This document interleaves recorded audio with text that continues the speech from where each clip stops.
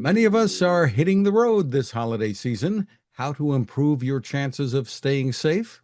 Welcome back to Techstination. I'm Fred Fishkin. With us from State Farm is driving and security expert John Wey. Great to see you again, John. Be with you again, Fred. Sincerely appreciate you having me back on, and happy holidays.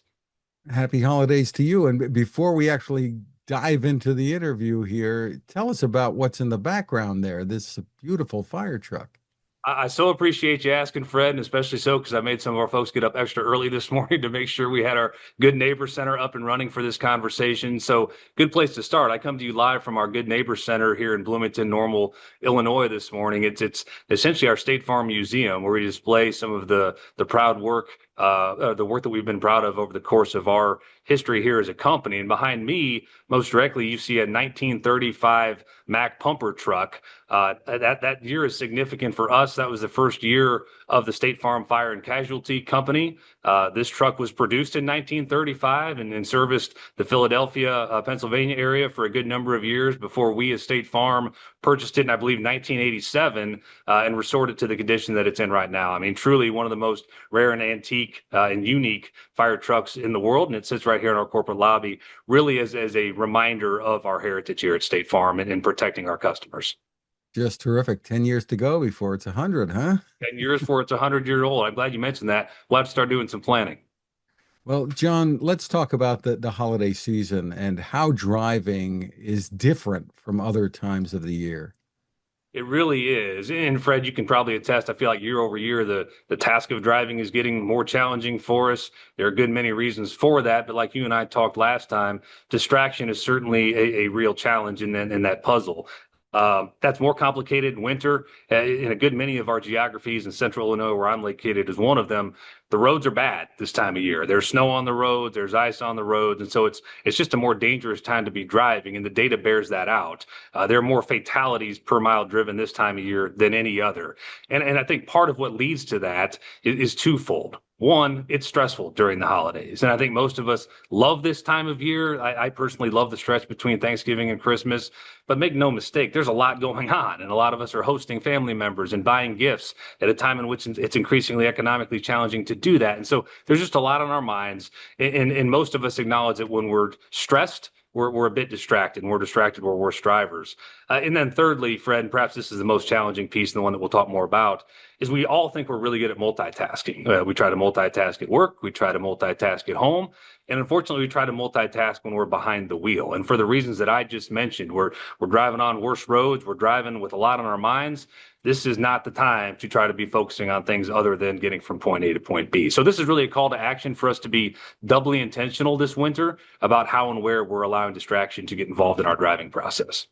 There have been reports over the last few years, really since COVID, that there's more aggressive driving on the road. Are we seeing that too? And how does that figure into the mix? We absolutely are, Fred. I think that's symptomatic of our culture broadly here in the United States. This is an interesting time to be a citizen of this country. We're seemingly more polarized in a lot of different ways. And, that just leads to additional aggression in myriad forms. And you hit the nail on the head. Aggression, even if passive in the back of our minds, leads us to drive a little bit faster, to take corners a little bit more sharply. It's certainly not out of intent, but it is a behavior that's present on the road.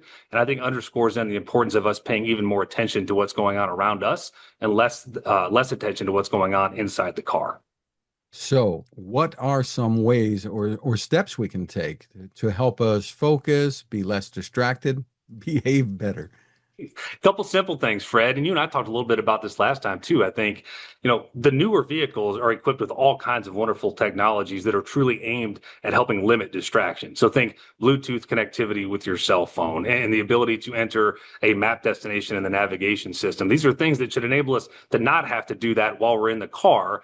And I'm guilty of this. I find myself doing it mid-trip. I'll find myself having to call somebody driving down the road when I could have set it up before I got in the car. Or I'm punching in my location destination when I'm 3/4 of the way there, and I'm doing it from the highway instead of from the driveway. And so first and foremost, let's all try to be intentional about using the good equipment that the manufacturers have provided us to try to limit distraction where we can.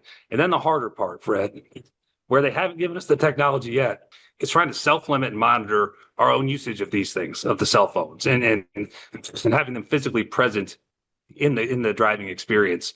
I think that's doubly important for folks like myself I'm a father of two teenagers that will soon be driving they're on their own, and the extent to which we can role model the behaviors that we want to see in our younger drivers, I think the better off we're going to be. So really being intentional about putting that phone down in its holder on its charger, away from where you can access it. It's hard. Trust me, I get it. I'm one of these people that struggles with it myself.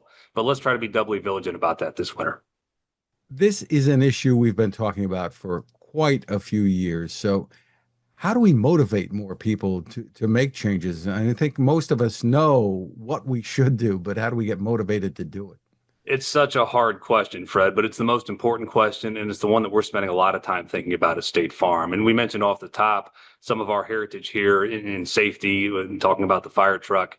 We've got a very long historical involvement in auto safety, dating all the way back to the advent and promotion of seatbelts. I mean, it's kind of crazy to think about now, but there was a time and place a few decades ago where seatbelts didn't exist in a car, and we at State Farm recognized the importance of that. Did a lot of good work with external partners to create advocacy for. Similarly, we've done a lot of good work over the course of time with child passenger safety and the promotion of active safety restraints for our younger passengers, and have certainly seen the benefits of that.